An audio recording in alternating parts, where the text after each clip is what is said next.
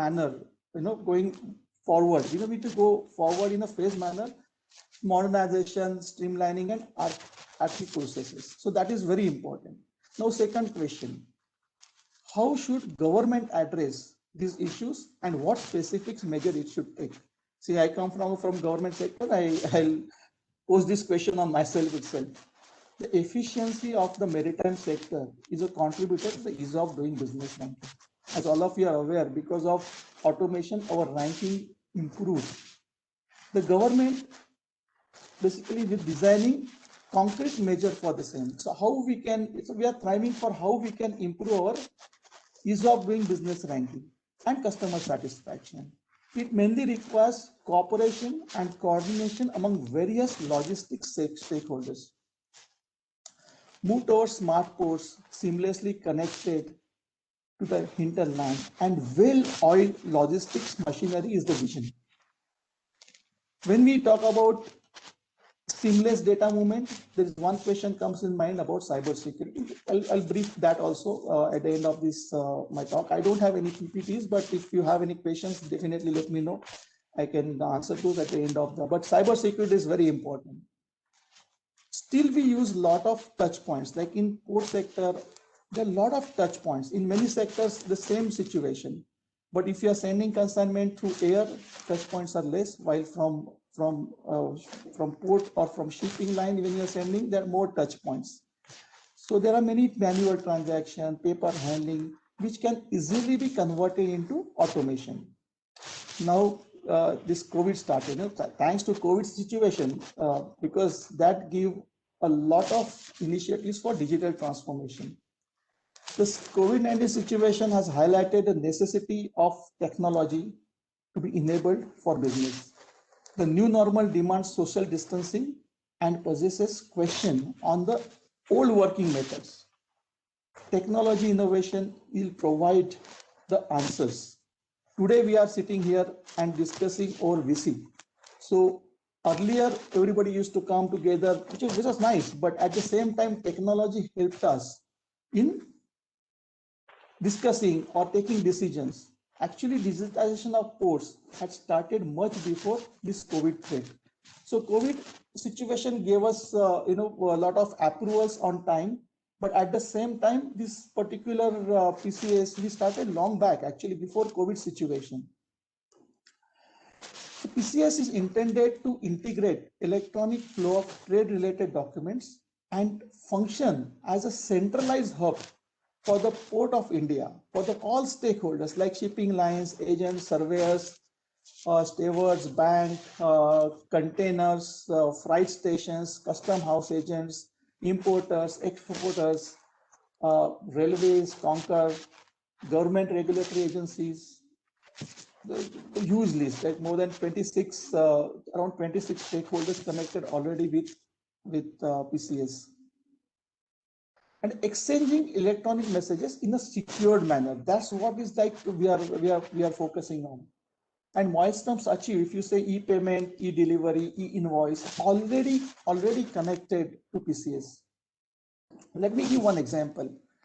Now COVID-19 situation appeared, and you'll not believe there are 27 touch points when you send consignment, which I already mentioned earlier. See, at port, we aggressively implemented e-office during this COVID situation. When the go live date was December 2020, we managed to bring e-office at 3 to 4 ports in June, between June and August, when the target was December 2020. Consider, such situation give us how we can, brainstorm, how we can bring to technology together and work together. Priorities have changed a little bit. Today's need of the hour is paperless office. Eliminate all physical touch points. When I say all, not all, but at least maximum, we should make sure that we remove those touch points and we achieve those at certain level with PCS 1X. So blockchain is a disruptive technology. And with this technology, we can eliminate paper documents, bring smart contracts. So now plan is to go ahead with blockchain technologies. Bill of lading. As I think all of you are aware, Bill of lading is a title document Hence, physical submission is essential. So whenever somebody wants to clear, he needs to have this bill of lading physical paper with him. So we have latched on EBL service providers to PCS using blockchain technology like Ethereum. They're also evaluating Hyperledger, Ripple, and EOS. PCS caters to port and those around ports, but that is not the aim. Now, plan is to connect all the stakeholders. So National Logistic Portal, let me give some example of this theme of National Logistics Portal. This platform will integrate all importers and exporters processes. So we started with PCS 1X Marine NLP, and Marine NLP will connect to Land NLP, and Land NLP to Air NLP and e-marketplace. Imagine what kind of connectivity, how the end customer will get benefit. At the same time, as I mentioned earlier, when we are implementing any IT initiative projects, make sure we also upgrade infrastructure, because only bringing software solution will not help. You need to have a very strong backbone. So we initiated EBS project. This brings standardization, because there are many processes across all ports. So we are bringing standardization as well in this. So we are upgrading infrastructure across all major ports, one port operating system, one ERP on cloud, no data center at ports. So everybody will commit. Now everybody, I think we have started with 6 ports. We are going live in the month of March for 3 ports with all infrastructure upgrade, port operating system. There are various initiatives in this. Now plan is to move from digitized port to fully automated smart ports. And IPAM, or Ministry of Ports and Shipping and Waterways, gave us guidelines that work for save time, save money, and save environment. I'll give one example about gate automation. So we have already connected with eVahan and eSaarthi database with PCS. This is going to help not only government ports but also to private ports. I am discussing with NHI, because this is connected with NHI databases with them. So we are providing this information even to all private ports. So they are also going to get benefit out of it. So we are evaluating differential GPS with high resolution cameras for container recognition and positioning in the yard. So this will reduce turnaround time, identifying where are the containers in the yard. See, modern technology plays a significant role in port operations, and Internet of Things allows us to control equipment remotely. There are cranes installed at our ports which can be operated remotely. So when we are investing, value proposition driving this automation, capacity, efficiency, reliability, support, reduce cost, time saving, and traceability. So differential GPS is definitely going to help in traceability. But there are challenges in automation. Compatibility of technology at ports is a major challenge, because standardization is required. Without standardization, rolling out IoT projects become a challenge. So what are the solutions for this? Standardized processes, bring procedure, multiple processes, try to reduce those processes and roll out those across your private ports, or you are already initiated in the government sector. So one source of information, single window system. At the same time, policy amendments are also required.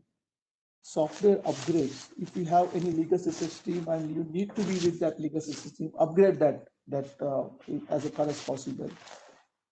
Explore AI-based solution.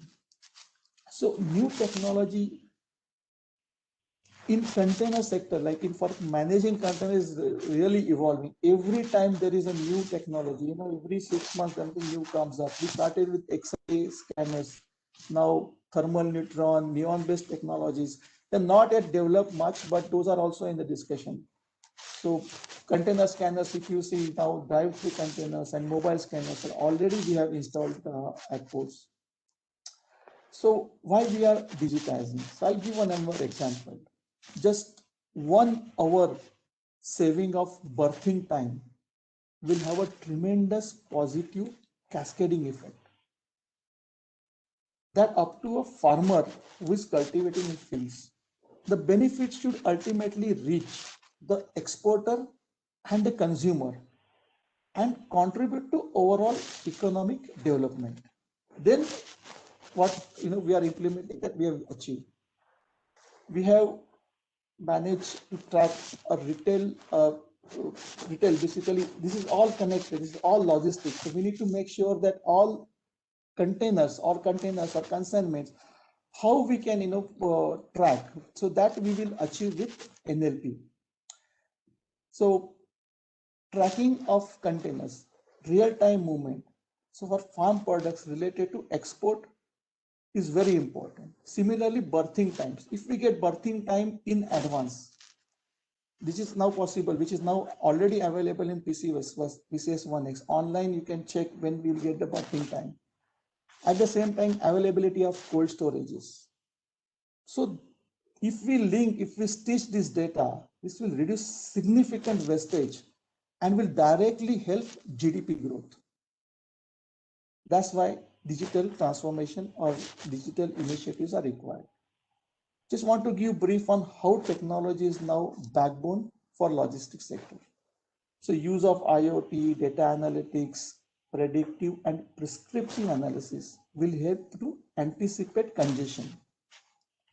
And to handle digital transformation, huge infra upgrade is happening in port sector. Smart port is all about how to improve customer experience, how innovations can help in increasing efficiency. See, we say that universe is ever expanding. When we talk about connected world or connected port community system, we need to make sure all this seamless movement is data is secured. In the current times, government and PSUs are moving towards digitization of processes and operations. Cloud-based innovations is certainly the path to follow. Ensuring data security and the data integrity is a given. So without that, no project will be successful. Data analytics plays a very important part in the public sector. We have implemented data analytics and we are going one step further in NLP.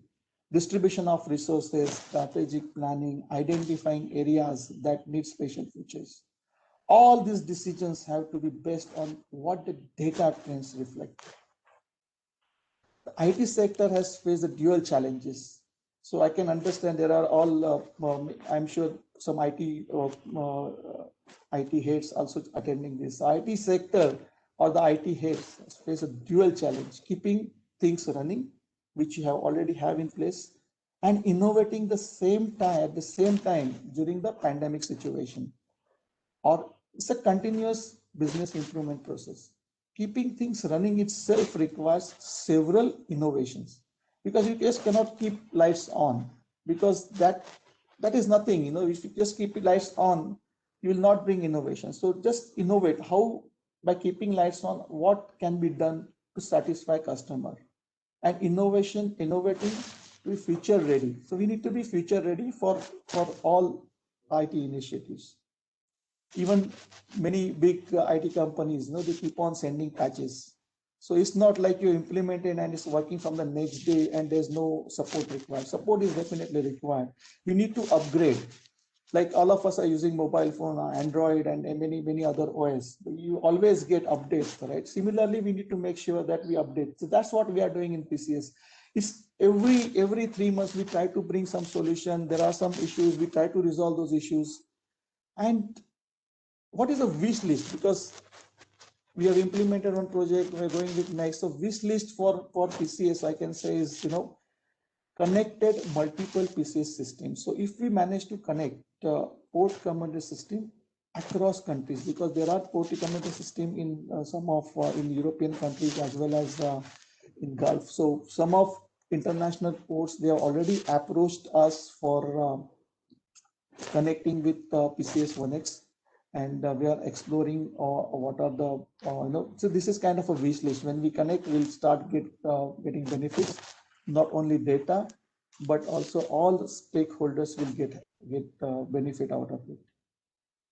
At this point, when I said my mention about we have integrated EBL, which is but at the same time there are some legal framework mandate required with blockchain technology, like smart contracts are allowed, but there's some approvals are still pending. So I hope those will get very soon. And see, one more wish list I can say is most of our ports are near cities. So smart cities and smart port goes hand in hand. Tremendous growth in container sector. Hence, heavy truck movement across ports. Whenever ship comes, there are maybe 500 trucks required. So those trucks travel through cities. So there are congestions. How we reduce congestions using this technology? So movement of all trucks, trailers, pan India with IoT devices. A lot of data will be available. You can track your consignment from start to end. And analytics, artificial intelligence, machine learning, will help us in creating predictive and prescriptive analysis. So that is real-time info about vessel cargo truck movement and will reduce berthing time. There are multiple technologies we are integrating with PCS, and there are a lot of plans for NLP. I think, I don't know, I can talk another 10-15 minutes, but I think it's already 10-20. I was given only 15 to 20 minutes. So if any question, I'm happy to answer those questions. Yeah, Dika, or I can talk, I Mr. can continue. Kanwande, no, we definitely need some time with you for a Q&A. So thank you so much for your remarks and briefing us about the success of PCS as well as the National Logistics Portal, which you also mentioned. We do have a few questions, a few from me and a few from delegates. So let me just pick some questions from the delegates, and if time permitting, I'll ask you a few more questions. So the first question is that how do we pitch both window management software, terminal automation modules to IPA? Now, that's one of the, of course, technology, partner interested to know. Will someone from IPA be interested in seeing demos of such products? Yeah, definitely. See, we are ready for any technology which is going to help in reducing berthing time. As I mentioned, 1 hour reduction, cascading saving is in thousands of dollars. So technology costing is nothing, but if we, because there's a lot of return of investment, but at the same time, we need to make sure that technology is going to reduce berthing time. Definitely, we are ready to explore. We can run POCs. You can contact me anytime, and we can definitely work on this. We are already on project right now with one of the leading vendor on. This is a POC we are doing at one of our port, and high tide, low tide. So what is the best time to bring container ship inside port? Because at river ports there are some locking areas. So what are the best times? There's a thumb rule, but at the same time we are also trying to get more information using sensors. Sure. The next question is about, is there a centralized location which talks about the entire, requirements with respect to digital transformation of ports? How do, these solution providers and technology providers generate lead on what kind of requirement is there? Does it get uploaded on your website? Or, yeah. Yeah. So we all our because being a government, we need to upload all our tenders and all on our site. But since we are ready to work with anybody, no issue. But all contracts and everything, like it's through tendering process only. But Sure. at the same time, I'm planning to schedule 1 day or maybe 2 day seminar in IPA at Delhi, and call all startups and how they can help us in reducing not only reducing turnaround time, but increasing efficiency, and also eventually going to get help from like all stakeholders, because those we consider even today approach is totally different. We are considering all stakeholders as our customers. Sure. So I So would it's ask not all like the we are delegates. government, we are the dictators, but we are ready to listen. This is kind of a mandate given by the minister. Understand Sure. requirements and make sure that the end customer is satisfied. And I hope the delegates are making a note of it.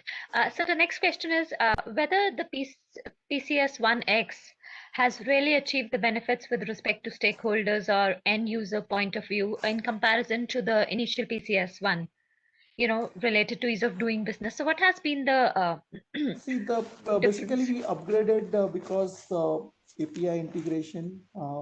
We wanted to bring API integration and also on cloud. Basically, on cloud we moved us on the scalability. And as far as the benefits, definitely it's helped us a lot in COVID situation. And at the same time, but there is a continuous business improvement, right? There are some limitations because this is connected to only certain stakeholders. They are not connected to all stakeholders. So when we connect this with API with all stakeholders, when everybody is on the system, when we connect all messages with customs and with voice, with railways, then you will see the benefit. Sure. Currently, what is happening? Many systems are in the upgrade this thing. So when one system gets upgraded to again when we connect to the other system, it takes time. But definitely, this is the best initiative. And yes, improvements are required. I'm not saying that this is 100% the best solution. Yes, we need to make sure, and we have a technical committee for this, which is from all many shipping line agents, many all technical team members come, we sit together. Not happened in last few months because of COVID, but we discuss with business, with all stakeholders, and we so Sure. it's not like a one-way direction kind of a solution. Sure. Mr. Kanvinder, you were talking about, how you need to upgrade the underlying infrastructure at ports. So how do you ensure consistency across all ports? Because every port would have their own separate disconnected legacy system, right? Like you rightly pointed out. So how would you ensure the consistency across ports? Yeah, so very good question because standardization is required. Otherwise, because say for example, gate module is different at every port. We have a challenge like connecting all gate modules. So what we are doing is we are planning to find out which are the best solutions installed at various ports, and maybe roll out those solutions. So we are bringing standardization.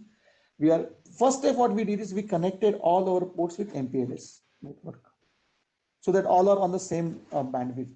Some ports still greenfield ports, like for some major ports, the work is still going on. So first step is to bring network, then standardize processes, and then integration.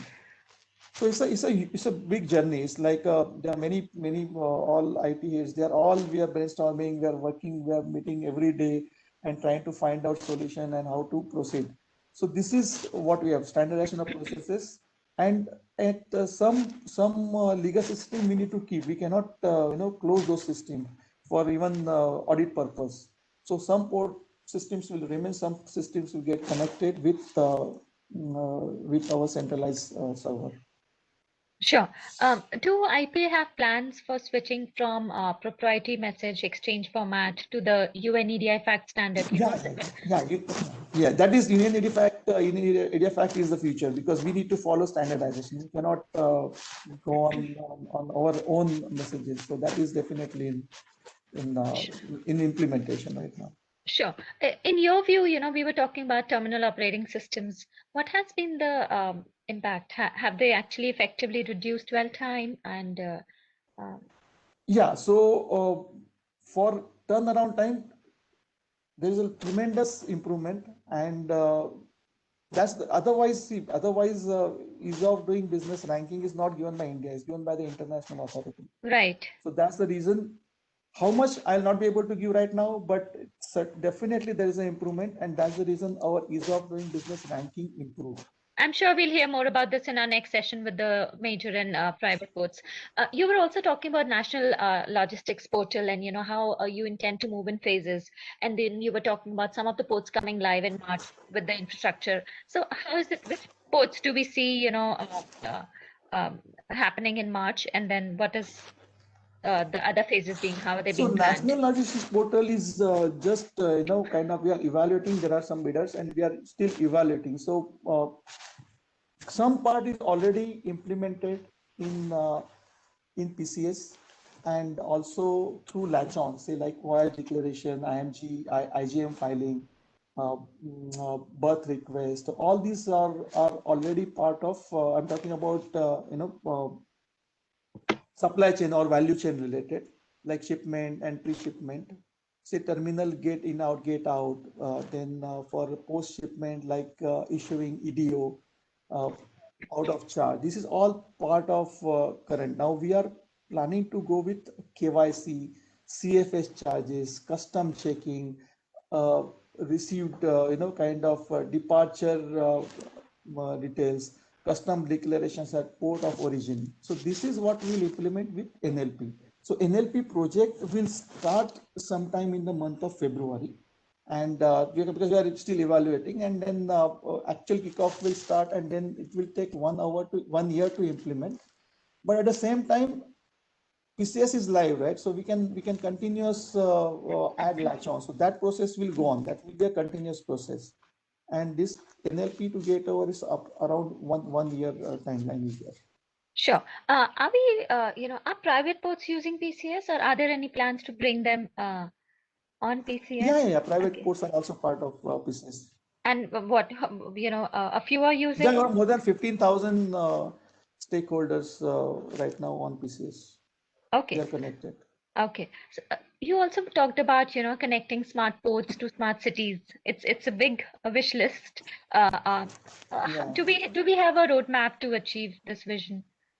Yeah. So during this COVID time, many stakeholders, like all CEOs and MDs of shipping lines, ports, all major ports, international, who are terminals in India, they were part of this group, and we have prepared one plan for Vision 2030. So this covers all these points. So we are working towards this. So Vision 2030 is in progress right now, and you will Sure. see soon result of those achievements. Sure. Mr. Kanwedar, one last question. What are your key priorities over the next 2 years?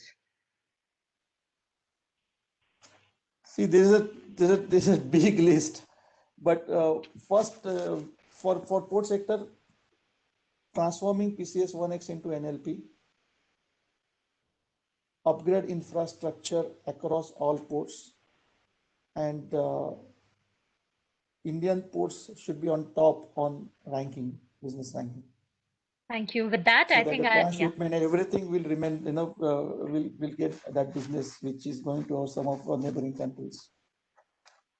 Thank you. With that, I think I'll bring the session to a close. Mr. Kanwedar, thank you so very much for spending time with us and for sharing with us your perspective and your experience with this transition of ports. Thank you once again. Thank you, Atika. Thank you. Thank you, everyone. We are now ready for